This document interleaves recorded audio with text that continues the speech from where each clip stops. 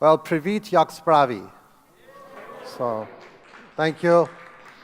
Thank you to the organizers. I've had a wonderful visit so far. Really very enjoyable, just excellent execution on everything. I really got to explore a little bit of Kiev. On Wednesday, I went into the old town and I saw the catacombs. So it was a privilege for me. My great-grandfather was Ukrainian, so my roots are all from here. So it's a really pleasure to be here.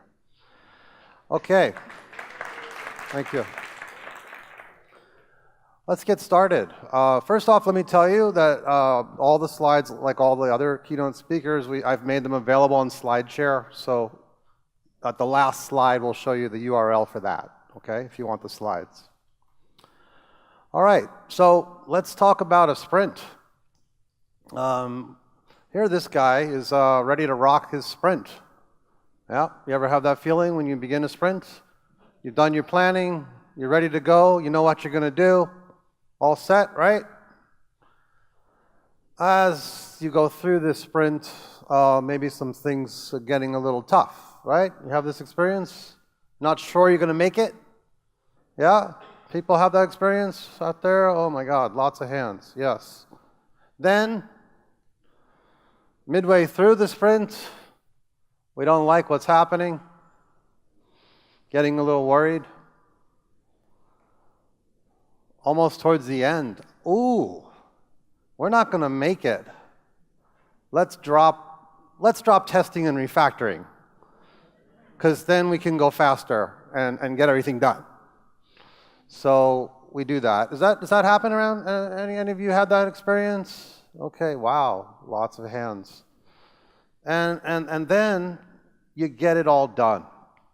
If it's finished, everyone says we finished the work that we promised, that we committed to, right? And maybe some of the developers start to feel bad because, wow, what did I just check in? Yeah, it kind of works. It's done, but it's pretty poor quality.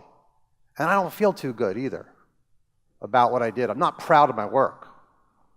You see any of that?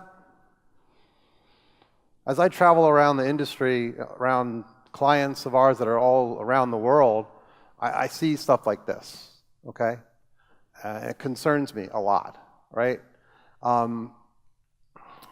Jeffries, one of the signers of the Agile Manifesto, one of the earliest, first Agile coaches, he said this about points or story points.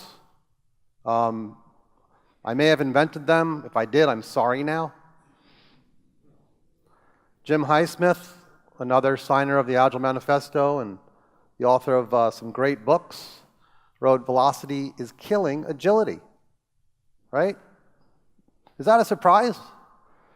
Do any of you experience this with velocity, that it's kind of a crazy metric? You might think it's just part of Agile, but it isn't.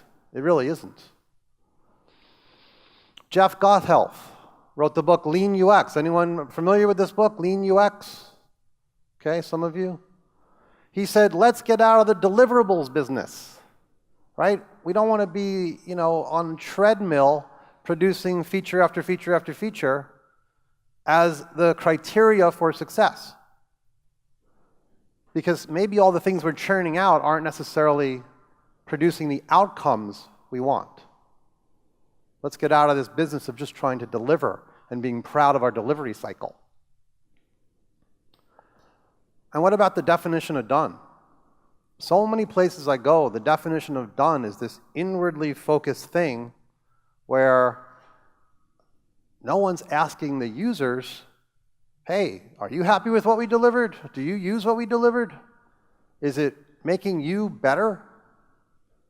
The definition of done is just someone internal to the organization saying, yeah, I accept it.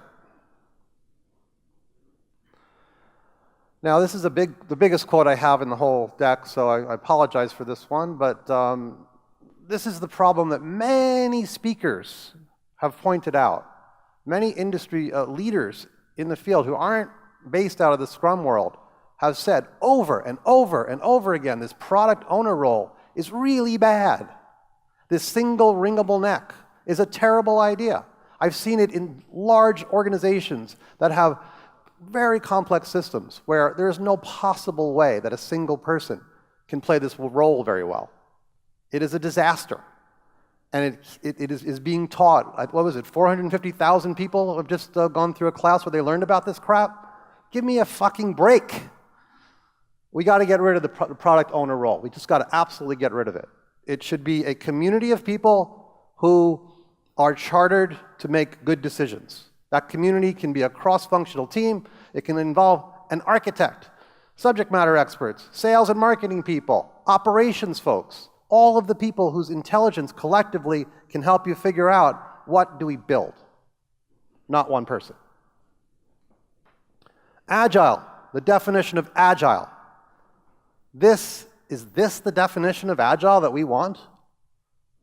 Marked by ready ability to sprint, estimate with story points, and conduct stand-up meetings?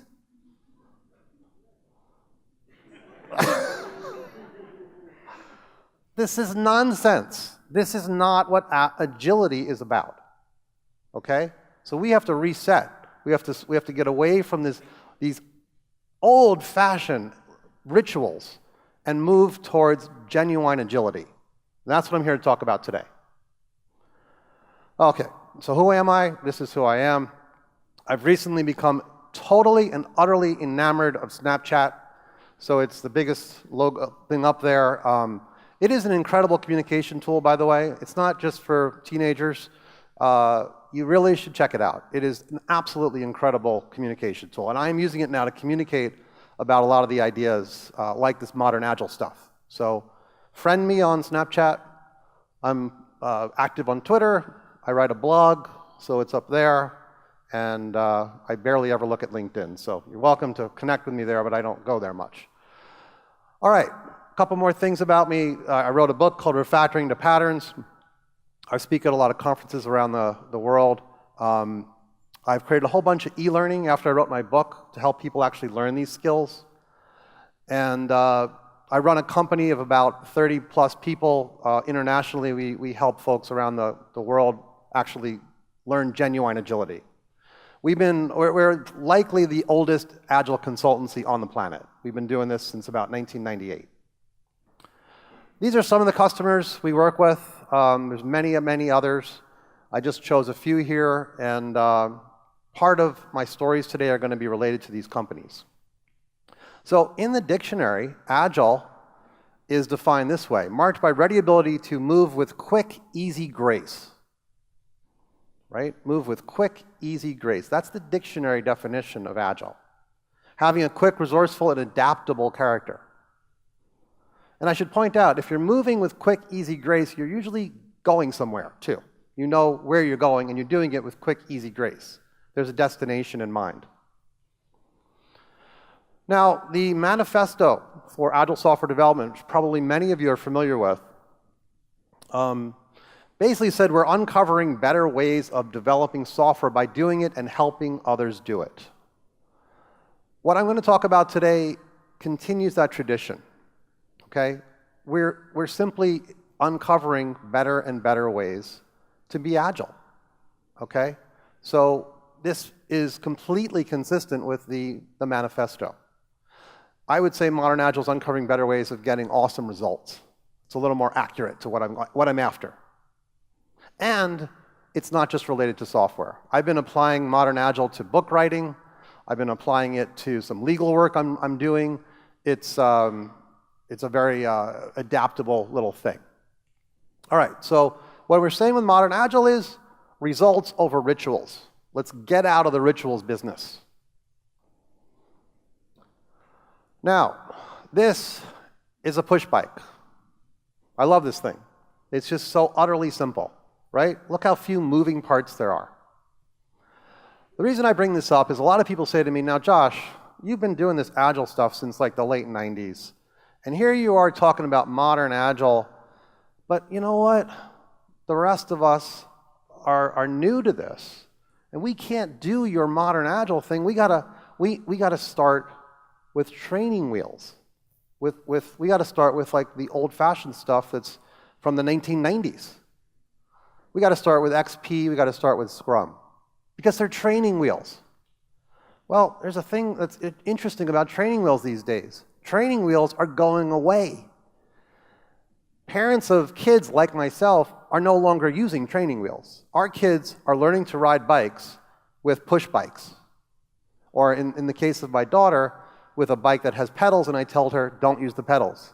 Learn balance. Okay? The first thing is to learn balance. If you can learn balance, it'll be easy to start pedaling and riding the bike. Why do I bring this up? Because I believe that the modern approaches that are out